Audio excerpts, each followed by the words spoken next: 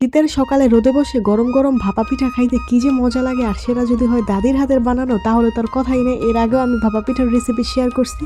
এরপরও অনেক আপুরা বলতেছেন আপনারা নাকি কিছু জিনিস বোঝেন না, আপনাদের ভাপা পিঠা পারফেক্ট হয় না।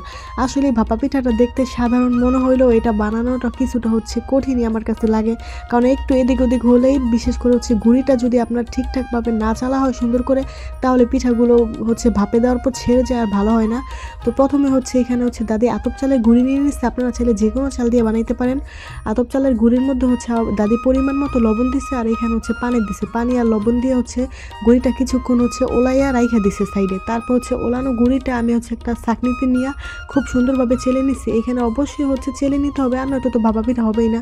আর আরেক দিকে আমি গুড় কাটছি, আর মোরব্বা আর নারকেল। ভাপা পিঠার মধ্যে মোরব্বা দিলে ভাপা পিঠার স্বাদ আরও বাইরে যায়। আমার কাছে ভাপা পিঠার মধ্যে মোরব্বা দিলে খাইতে অনেক বেশি মজা লাগে। আপনারা এভাবে ট্রাই করে দেখতে পারেন। আর যারা মোরব্বা পছন্দ করে না তারা ইগনোর করতে পারেন। তো যে গুঁড়িটা আমি চেলে দিছি, ওই গুঁড়িটা দাদি খুব সুন্দর করে কিউট একটা মাটির সরার মধ্যে নিয়ে নিছে।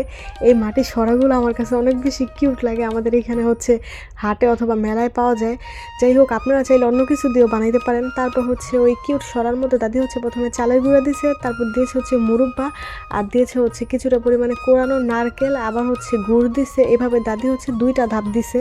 দুই ধাপে দিয়ে লাস্টে দাদি চালের গুঁড়া দিয়ে পুরোটা সরা কভার করে দিছে।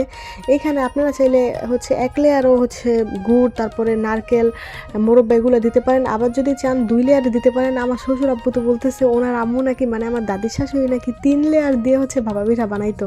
এই ভাপা পিঠাটা আপনারা চাইলে সরাই বানাইতে পারেন, অনেক রাইস কুকারে বানায়। আবার আমাদের মুন্সিগঞ্জে অনেক একটা বড় করে ঝাঁঝরির মধ্যে বানায়। মানে একটা পিঠে আপনারা বাড়ির সবাই খাইতে পারবেন। ওই ঝাঁঝরির মধ্যে বানাইলে পিঠাটা এত সুন্দর বড় হয়। আর দাদির এই লেয়ারিংটা আমার কাছে দেখতে অনেক বেশি ভালো লাগে। দাদির মতো চাইলে আপনারা করতে পারেন। আমি আগে পরে কখনো লেয়ারিং করি নাই। তো ওই দিন ভাপা পিঠার লেয়ারিং দাদিরটা দেখে দেখে করছিলাম। আমারটা মাশাআল্লাহ অনেক বেশি সুন্দর হয়েছে। এরপর থেকে ভাপা পিঠাটা আমি একা একাই বানাইতে পারবো। তো যাই হোক, এভাবে দাদি সুন্দর করে লেয়ারিং করে নিছে। তারপর একটা মাটির না কলসির মধ্যে মাটি লেপে ওই যে চুলার মধ্যে বসাই দিছে। তারপর একটা সুন্দর মশারির যেই ন্যাকড়া হয়, মশারি ন্যাকড়ার মধ্যে খুব সুন্দর মতো পিঠাটা দিয়ে, তারপর ওই কলসির মধ্যে দিয়ে ওপরে আরেকটা সরা দিয়ে ঢেকে দিছে, যাতে ভাপটা না বাইর হইতে পারে। এইভাবে দাদি সবগুলো পিঠা বানাই নিছে। সবগুলো পিঠা মাশাআল্লাহ এত সুন্দর পারফেক্ট হয়েছে। আর প্রতিটা পিঠাই খাইতে অনেক বেশি মজা হয়েছে। আপনাদের যদি আরও কিছু জানার থাকে অবশ্যই কমেন্ট করবেন, আমি চেষ্টা করব উত্তর দেওয়ার।